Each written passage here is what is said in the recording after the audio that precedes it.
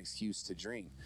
And along that way, I just got lost. I got lost in the world of I thought I knew who I was. I thought I had all the answers. I was a 18, 19, 20, 21, all the way up to all the way up to now, still trying to figure it out. But just in those times of my life, really, I look back and I just really had no idea, had no awareness about myself, about my thoughts. Just was just kind of just being, just acting without even thinking of the repercussions of what I was doing. A lot of that led to some really tough times. My wife, who just showed up, Rachel, she's in the back. Hello. Leah's my daughter back here. Hi, Leah.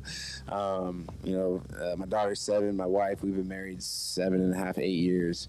Even the first part of my daughter's life, the first 2, 3 years of her life, the drinking started to become even more heavy. A little bit. I got drafted to Philadelphia in the 7th round.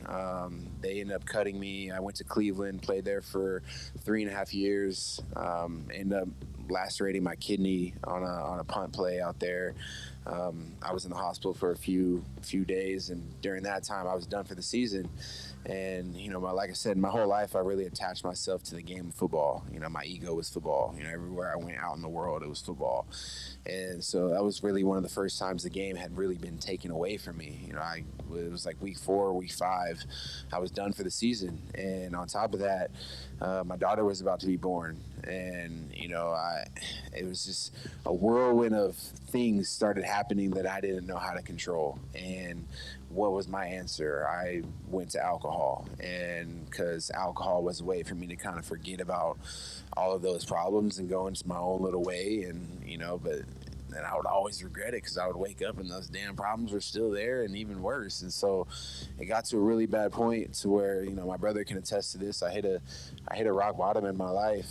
I was putting my daughter to bed one day.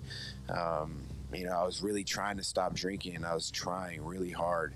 And I was putting my daughter for a nap one day, and I was absolutely just lit. And I fell asleep while she was taking a nap, and next thing, she wakes me up. She wakes me up out of her nap, and it was like a moment like I'll never forget. Like, I was paralyzed in the bed, and I just absolutely couldn't move. And so it was like that moment, like I texted Jeremy. I was like, hey, bro, like, can you come watch Aaliyah for, a couple hours? I'm just too drunk to even function.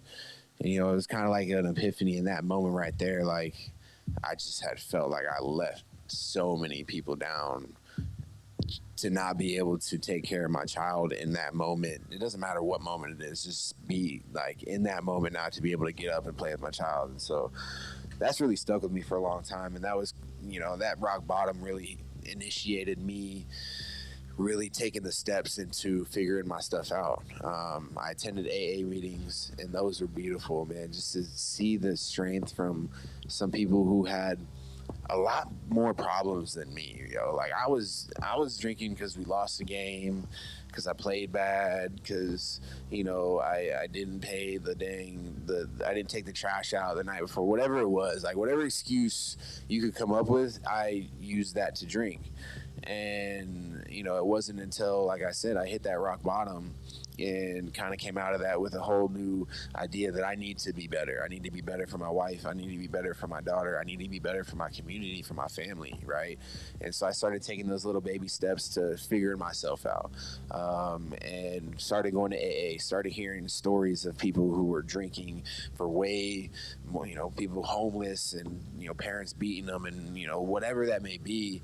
And I'm just like, wow, like, okay, like, hold on, Jay. Like, there's some real stuff happening in the world. That was kind of like starting my awakening process, call it.